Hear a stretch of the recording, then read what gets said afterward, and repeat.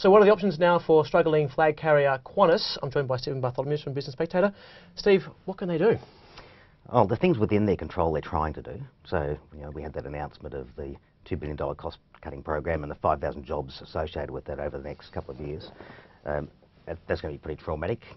They've also got a strategic review which is not completed yet, which might see some of the frequent flyer program, which is extremely valuable, sold off to raise some cash. It could see bits of Jetstar floated off, sold. They're options of last resort. You don't give up your core businesses or bits of them unless you really, really have to. They've deferred and plan to sell some aircraft to try and reduce costs and cut down their capital outlays. They've shut down the growth of Jetstar Asia, for the time being at least. So those things are things that they can do something about, unions willing. The things that they can't do much about are relate to the political environment. They've asked for two things. One which they don't really want today, which is the repeal of the Qantas Sale Act, which restricts both levels of foreign ownership and therefore access to capital. Although that's kind of academic at the moment because we don't think they'd actually get access to any improved access to capital if that act changed. More particularly, they could move their maintenance offshore, or more of it offshore. The Sale Act requires them to have a majority of their operations in Australia. So they could go into lower cost environments if they could get that act changed. The other option open to Qantas, and the one that they'd be very, very reluctant to exercise, would be to surrender in the capacity wars against Virgin. Stop adding capacity, surrender market share, and that would have an impact, positive impact on profitability in the near term, but in the long term could put a big question mark over their position in the domestic market.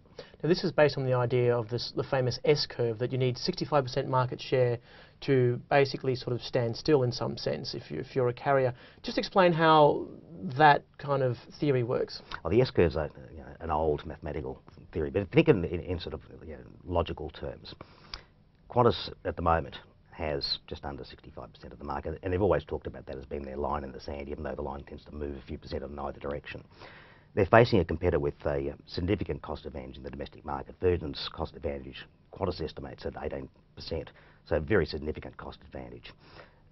To offset that cost advantage, Qantas needs a yield premium. They need to have a disproportionate share of those people who pay full fare, which is fundamentally businesses, the pointy end of the plane, and those people who actually pay the full price. And a lot of people don't, obviously, because they have non-flexible fares and the like. So Qantas has a dominant position in that part of the market post after the collapse of Ansett. That offsets their cost disadvantage because they have this disproportionate share that allows them to be a higher cost airline than Virgin. If they were to lose that dominance, if they, for instance, split that high yield market with Virgin, or even allowed Virgin to get somewhere closer to parity in that market, and that's what Borghetti's trying to do with Virgin, is to take that off Qantas. Then the cost disadvantage starts to really hurt because Virgin will always be able to underprice them if they want to. And so once you start ceding the market share, then it's a kind of bottomless pit that you'd descend into. So the other option, of course, is to do something about those old enterprise agreements that Qantas has, where they've got a much higher cost base in terms of staff. I mean, can they take that industrial relations route by looking at cutting staff hugely or trying to cut conditions? Well, in a sense, that's what they're trying to do, and you would expect that the 5,000 staff, in an ideal world from Qantas' perspective, the job losses would fall disproportionately on those who've got the shelter of those old EBA agreements. Now, Qantas has got 49 enterprise bargaining arrangements. About half their workforce is still on kind of legacy IR arrangements. The problem is, in the current industrial relations environment, you can't actually just tear these things up. And even an attempt to do so would cause a kind of industrial disputation, which grounded the airline not that long ago. So it's a very difficult position that Qantas has got to navigate its way through. They've got to convince their employees that they'll save more jobs by cooperating with the jobs that are going. And by not they're asking for wage freezes right across the business and so on. So if the unions cooperate, then there's a pathway towards a lower cost structure, not necessarily a low cost structure. If they can't convince the unions that the 27,000 jobs that would be left are worth actually fighting for, then they're in a bit of strife. Steve Bartholomew, thank you very much.